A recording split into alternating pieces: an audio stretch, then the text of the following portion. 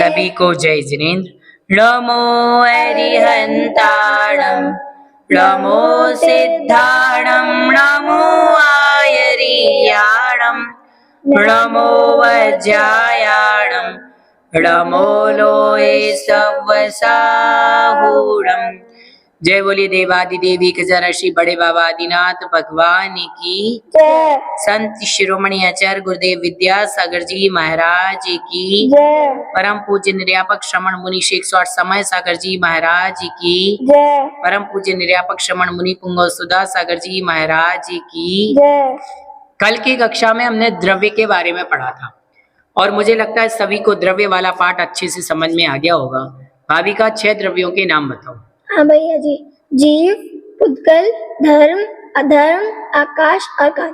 चलो बढ़िया। आप बताओ जीव किसे कहते हैं तनिष्क? भैया जी, जिसमें चेतना पाई जाती है उसे जीव कहते हैं। बिल्कुल सही उत्तर। आज की कक्षा में पढ़ेंगे हम तत्व एवं पदार्थ। क्या पढ़ेंगे? तत्व एवं पदार्थ। सबसे पहले है तत्व। तो तत्व किसे कहते हैं? तो कहा जा रहा है कि जिससे जानने या श्रद्धांत से हमें अपनी आत्मा के सच्चे हित का ज्ञान हो सके, जिससे हम अपनी आत्मा को पवित्र कर सके, ऐसे वस्तु के स्वभाव को तत्व कहते हैं। जिससे हम अपनी आत्मा को जान सके, हम अपनी आत्मा को पवित्र कर सके, ऐसे जो वस्तु का स्वभाव है, वस्तु का जो नेचर है, वह तत्व कहलाता है। तत्व के 7 भेद होते हैं। कितने भेद होते हैं? 7 भेद होते हैं। जीव, अजीव, आशव, बंध, संवर, निर्जरा, मोक्ष। बोलिए एक साथ। जीव, अजीव, आशव, बंध, संवर, निर्जरा, मोक्ष। जीव, अजीव, आशव, बंध, संवर, निर्जरा, मोक्ष। और एक बात और याद रखना, वस्तु का जो नेचर है वह तत्व है। हर वस्तु का अपना अपना नेचर होता है और वही क्या कहलाता है? तत्व कहलाता है।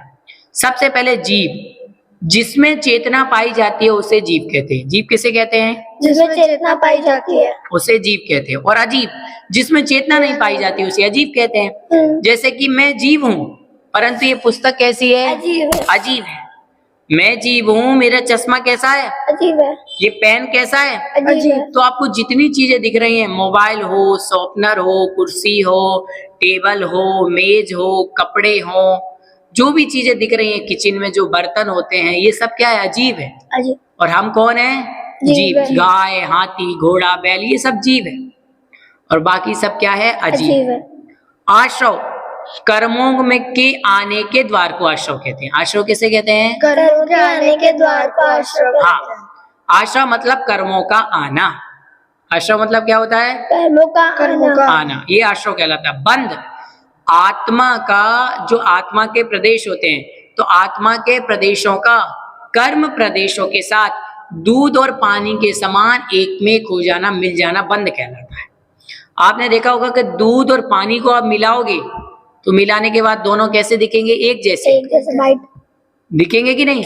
ऐसे ही जो हमारी आत्मा के प्रदेश हैं और जो कर्मों के प्रदेश हैं, वो दोनों क्या हो जाते हैं? मिल जाते हैं और फिर एक जैसे दिखने लगते हैं। उसे ही क्या कहते हैं? बंध। संवर, संवर मतलब होता है जो कर्म हमारी आत्मा में आ रहे थे, अब वो आना क्या हो गए? बंद हो गए, रुक गए। कर्मों की आत्मा में इनकमिंग का स्टॉप हो जाना क्या कहलाता है? संवर। समझ गए? आत्मा में जो कर्मों की इनकमिंग सेवा थी वो क्या हो गई? अब बंद हो गई। वो क्या कहलाता है? संवर। संवर। और निर्जरा मतलब आत्मा से धीरे धीरे कर्म झड़ना। धीरे धीरे कर्म क्या होते हैं? झड़ते हैं। वो क्या कहलाती है? निर्जरा। समझ गए? मतलब कर्म आउट होते हैं आत्मा से धीरे धीरे करके, वो निर्जरा।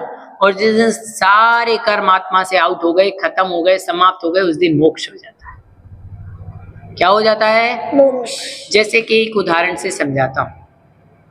जैसे कि एक नाव है। नाव कैसी है? अजीब। नाव कैसी होती है? अजीब। और नाव में जो लोग बैठे हैं, नाव में जो लोग बैठे हैं वो कौन है? जीव। जीव। अब नाव में सारे लोग बैठे और नाव क्या हो गई? चल पड़ी।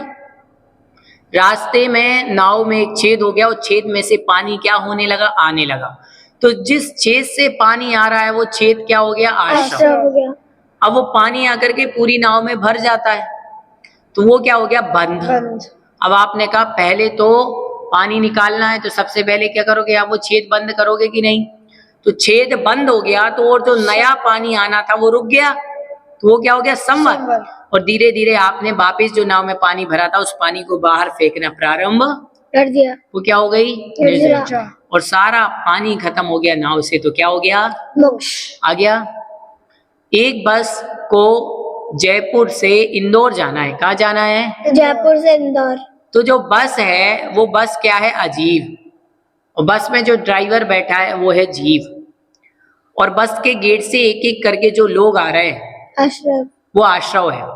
सारे लोग सीटों पर बैठ गए, सीटें सारी भर गई, वो बंद। फिर कंडक्टर ने गेट कर दिया बंद, अब कोई ना उतरेगा ना चढ़ेगा, सीधी गाड़ी इंदौर में उतरेगी, रुकेगी, वहीं उतरना होगा। तो अब ना कोई बाहर जा सकता है ना अंदर आ सकता है, तो ये क्या हो गया, संवर।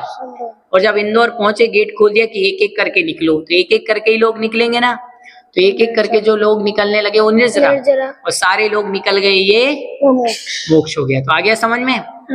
वैसे ही हम जीव हैं, हम कौन है, जीव। और शरीर क्या है, पुद्गल है, कर्म भी पुद्गल है। तो आत्मा में जो कर्म आते हैं, आने का जो द्वार है वो आश्रव है, और आत्मा के प्रदेशों के साथ कर्म क्या होगा, मिल गए, वो बंद। अब हमने कुछ ऐसा पुण्य कार्य किया कि कर्म आत्मा में नहीं आ पा रहा है, वो संवर। और भगवान का स्मरण करके, स्वाध्याय पठन पाठन करके हमने कर्म झड़ा दिए, धीरे धीरे करके वो निर्जरा, और सारे कर्म जिनके झड़ जाते हैं उनको मोक्ष मिल जाता है। तो ये 7 तत्व आ गए क्या समझ में, 7 तत्वों का उदाहरण भी आ गया समझ में। अब 7 तत्व के बाद होते 9 पदार्थ। 9 पदार्थ में 7 तत्व में पुण्य और पाप जोड़ देने पर 9 पदार्थ बन जाते हैं।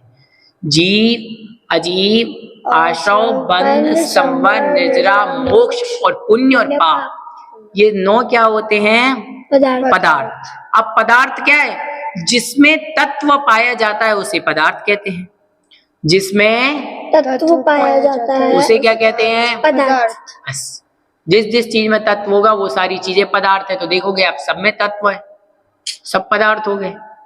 अब पदार्थ पुण्य भी और पाप, ये 2 अलग से दिए हैं। तो जिससे प्राणी को इष्ट वस्तु की प्राप्ति, मतलब अच्छी अच्छी चीजें मिलती है, वो पुण्य है। और जिससे प्राणी को अनिष्ट, मतलब बुरी चीजें मिलती है, जैसे कि दुख मिलना, बीमारी मिलना, टेंशन मिलना, ये दुख है, तो ये पाप से होता है। अब आप पुण्य की यदि हमारे उदय होगा तो हमें अच्छी सामग्री मिलेगी, अच्छा शरीर मिलेगा, रुपया पैसा धन वैभव सब कुछ मिलेगा।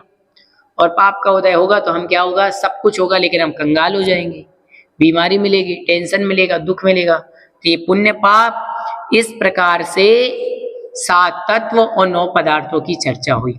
अब यदि आपको कुछ समझ में ना आया हो तो आप पूछ सकते हैं।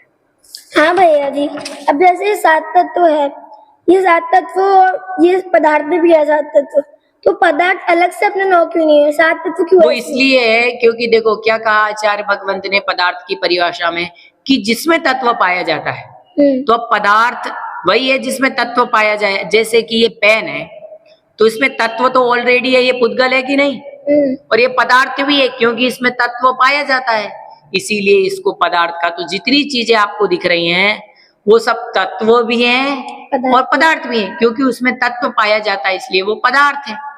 और तत्व तो वो है ही, क्योंकि वास्तविकता में वो तत्व है, पुद्गल तो है ही, समझ गए, इसलिए। और फिर आपसे कोई ये भी कह सकता है कि भैया हम ऐसा क्या काम करें कि हमें पुण्य की प्राप्ति हो, पाप की प्राप्ति ना हो।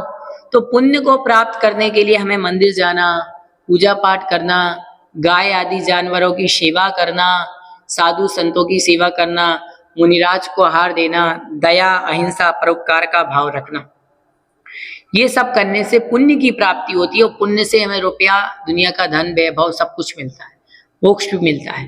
पाप करने से किसी का पुत्र मर जाता है, किसी के घर में बीमारी होती है, आदि आदि चीजें होती हैं। क्यों? क्योंकि जो चोरी करता है, साध व्यसन करता है, हिंसा, झूठ, चोरी, कुशील, परिग्रह 5 पाप में लगता है, क्रोध आदि कसाय करता है, और इन पाप करने से उसको दुर्गति का बंध होता है, नरक आदि के दुख उसको सहन करने पड़ते। तो इस प्रकार से आज की कक्षा में 7 तत्व, जिसमें तत्व जिसका वस्तु के स्वभाव को तत्व कहते हैं और जिसमें तत्व पाया जाता है वो पदार्थ है। तत्व 7 होते हैं, पदार्थ 9 होते हैं। इस प्रकार से आज की कक्षा में यह हमारा तत्व और पदार्थ वाला पाठ हुआ। अगली कक्षा में हम आगे और पढ़ेंगे। सभी के लिए जय जिनेंद्र।